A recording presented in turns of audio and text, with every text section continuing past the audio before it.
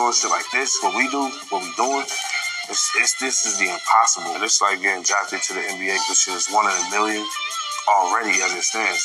Anybody who made it past local in Buffalo, he had a hand in their career. Shay taught me to always remain hungry. Never have enough. Even when you got something, you need some more. He taught us so much shit, and he brought so much to the table, and he gave us an outlet from the street. Listen, I'm trying to tell niggas, the Black Soprano Family album is coming out. People be thinking that's my album. It's not my album. I'm just promoting that shit like it is. It's the whole gang album, nigga. The whole BSF, Rick High, Heem, Camino, motherfucking Young World, all them. Love Boat, Fuego Bass, all my niggas, man. See me in the gang out here, man. 9-9. Long live DJ Shay. Y'all niggas better get ready, yo. For real.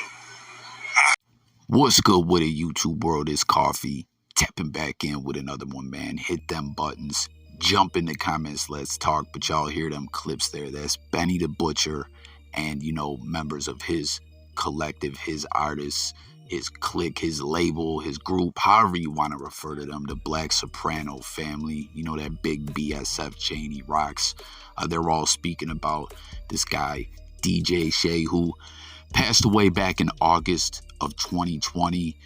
Conway, Westsidegunn, everyone, you know, spoke a lot about how instrumental this guy was into helping them really take hip-hop serious and, you know, teaching them things and influencing them to work on their music and their craft as artists rather than be up in the streets, you know what I mean? Because Griselda, all these individuals, you know, have caught cases and things like that, and they share all the time through their music. You know, they tell gritty street tales, but they also are very creative, and they make it very clear, you know, that their life could have went very different. They could have not been here. They could have been deceased. They could have been locked up in prison. Things could have been very different, but through hard work and, you know, just being innovative and different, Griselda, Black Soprano Family, drum work music, you know, the whole family of all these different artists, they didn't quit, and they're here, and they're successful, and they're living their best life, right? And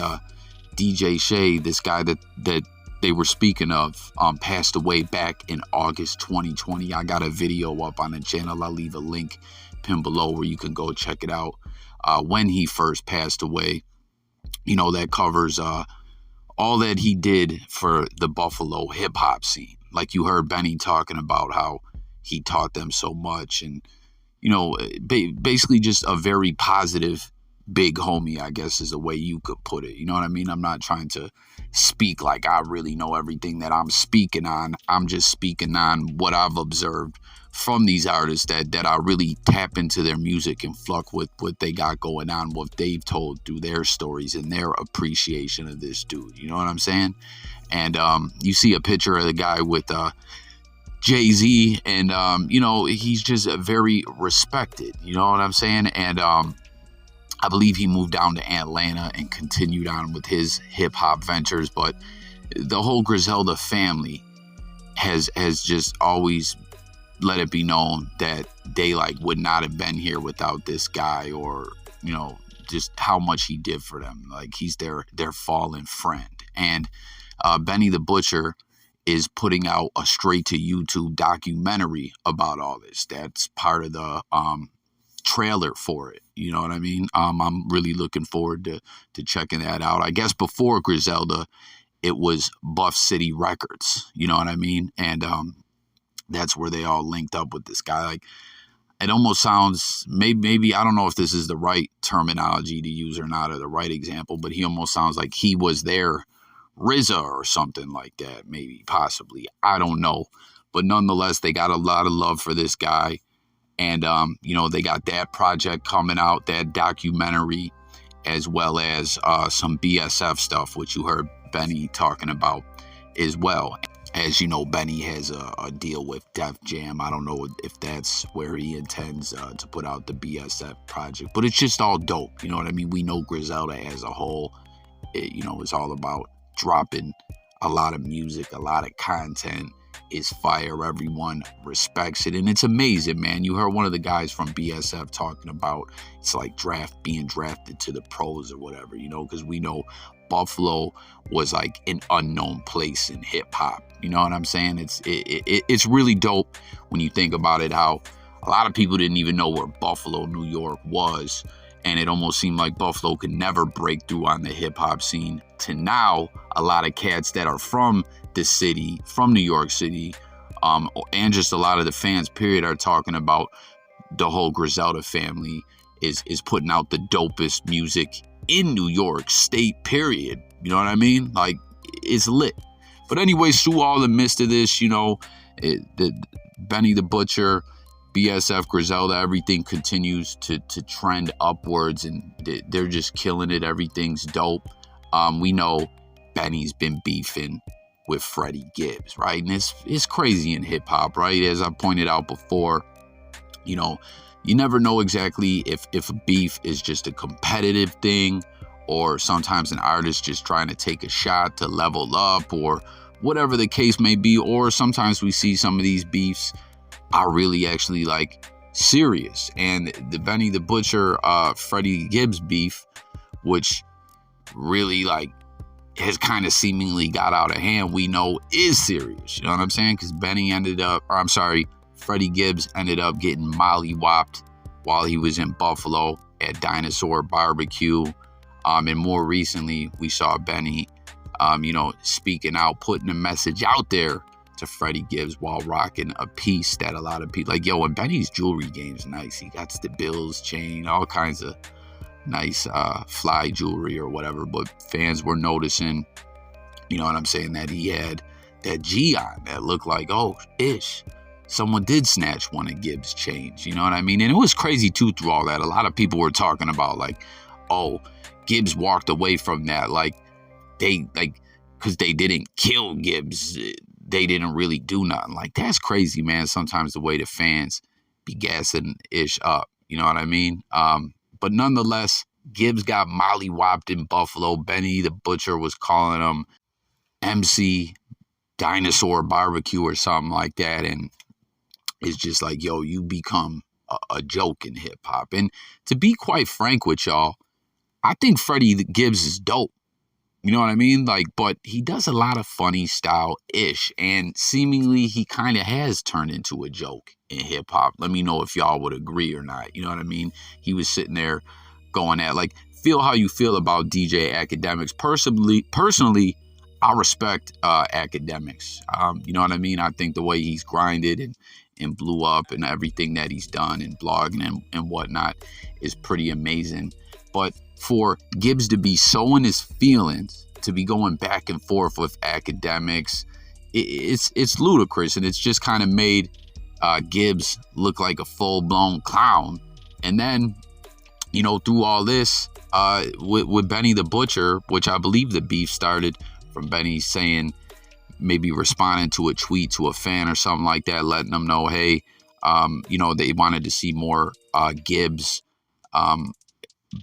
Benny collabs or whatever. He was like, you know, that's kind of something I'm past. We've done that, and that's behind me or whatever. And Gibbs took it as a diss. I don't know. Maybe I'm mistaken. Y'all let me know. But either way, you know, the beef has got out of hand. And in this situation right here, let me know what you guys think about this.